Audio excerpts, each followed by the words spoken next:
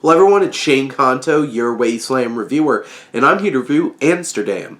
And this is David O. Russell, writer-director, coming back for his first film since, I believe, 2015. That that was Joy, that he actually did. And this film focuses on a trio of characters. We have Bert and Harold, who were war veterans in World War I, and Valerie, who was a nurse in World War I, and they wind up hitting it off and having fun over in Amsterdam, and they're having one of those kinds of relationships where it's just like, the three of them are just having fun.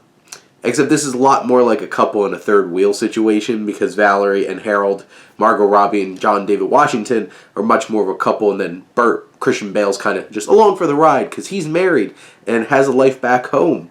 And when he does go back home, sets up events that leads to a conspiracy of spies and fascists and all kinds of different stuff. And yeah, that's what this movie's about. I bet you couldn't tell that from the trailer. But this film is a 2 hour and 15 minute mess, honestly. What David O. Russell's able to do in terms of, the period setting looks great. Daniel Pemberton's score really works. Manuel Lubezki's cinematography, there's a lot of beautiful close-up shots of people's faces. You saw that with his work with Alejandro González Iñárritu in Birdman and in The Revenant. It does look a little drab for the most part, but it's still vibrant. You can feel people coming alive. One of the biggest issues that I have with this is so much of the direction of these actors is to talk right to the camera, and some of them really feel like they're talking to the camera and not other characters in the film. And they're talking towards the camera, but they're supposed to be interacting with actual human beings, but it feels like they're talking to a camera instead of interacting with other characters on screen, which causes some issues with some of the scenes throughout. Now, this film has some great scenes. There's some great moments. There's some great performances. I think Christian Bale is great. He really sells this doctor who has a fake eye, who has all these war wounds and all these issues, but still finds a humanity and love in life. I think Margot Robbie is very charming. John David Washington, though, feels very flat. All of his line delivery feels flat and awkward, and I don't know if that's from issues with the direction coming from David O. Russell, but Andrea Riseborough, who plays Beatrice, who's Christian Bale's wife, she pops up throughout the film. I think she does a fine job. Chris Rock is just there for a few scenes. I know they put him prominently in the trailer. Anya Taylor-Joy and Rami Malek, who have a decent sized role in this film as the film goes on, I think they're really good. Matisse Schoenaerts and Alessandro Nivola, both of them are these two cops that are a lot of fun that pop up throughout the film. Michael Shannon, Mike Myers are a lot of fun as these two bird-watching spies. De Niro gives a great performance in his parts of this film. But here's the thing.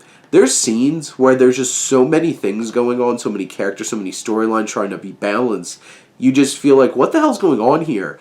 And for most of the film, this just feels like checkpoint after checkpoint of trying to introduce characters and actors without really progressing the story. But then in the end, this actually has a pretty interesting concept and idea, but it never feels fully realized or never feels like it hits like it should, because the film feels so messy along the way. It feels drawn out and boring at times, which is really sad.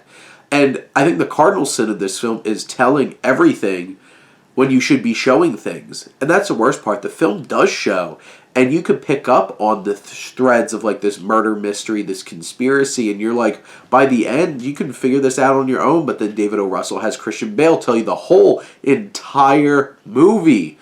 And it's so frustrating. There's a whole entire section of the third act of this film which should be really intense and engaging. That's just Christian Bale telling us the film and what happened, and then trying to spell out all the themes for us.